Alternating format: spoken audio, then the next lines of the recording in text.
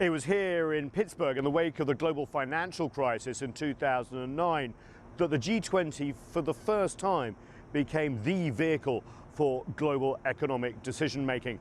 Humbled by the crisis, the West realized they had to reach out to Asia, Latin America and beyond the post-World War II economic structures. Then Chinese President Hu Jintao standing next to the US President for the official G20 group photo, a clear display of China's new economic prominence on the world stage. In Pittsburgh, developing nations found a new voice. The goal? To avoid even worse economic and financial crises and encourage growth. Welcome to Canada and to Toronto. Canadian Prime Minister at the time, Stephen Harper, welcomed the G20 summit to Toronto in June 2010. It ended with what was described as a landmark deal to slash deficits in half in just 3 years.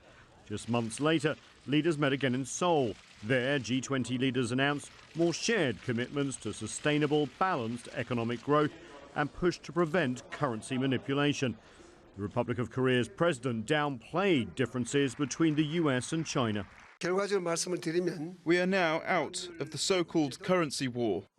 There were also advances in the fight against climate change and in reforming the International Monetary Fund. Leaders talked about the need for banking reform so that taxpayers wouldn't have to fund another bank bailout. In November 2011, French President Nicolas Sarkozy welcomed Chinese President Hu Jintao to Cannes. There was more talk of unity to spur global economic growth, but few concrete agreements emerged. Europe's economic crisis pushed the focus on developing countries to the back burner. There's a full hearty meal for Greece and the other countries that are in the G20 in the communique, but the developing world, the impoverished people, are again being fed crumbs.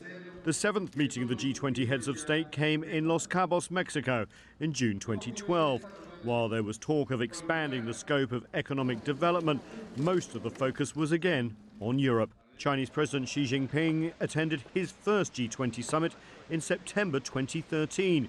Military policy dominated talks in St. Petersburg, with the United States and Russia sparring over what military action, if any, should be taken against Syrian President Bashar al-Assad. More than a year passed before Australia hosted the next summit in Brisbane. The people around this room today are responsible for 85% of the world's gross domestic product, 75% of the world's trade, 65% of the world's population. With the global financial crisis virtually resolved, the focus turned to creating jobs, a new infrastructure investment hub, and fighting corruption. The most recent G20 leaders meeting was in Antalya, Turkey. The tone was somber as the Paris terror attacks took place just days earlier. A joint statement called such attacks an unacceptable affront to all humanity.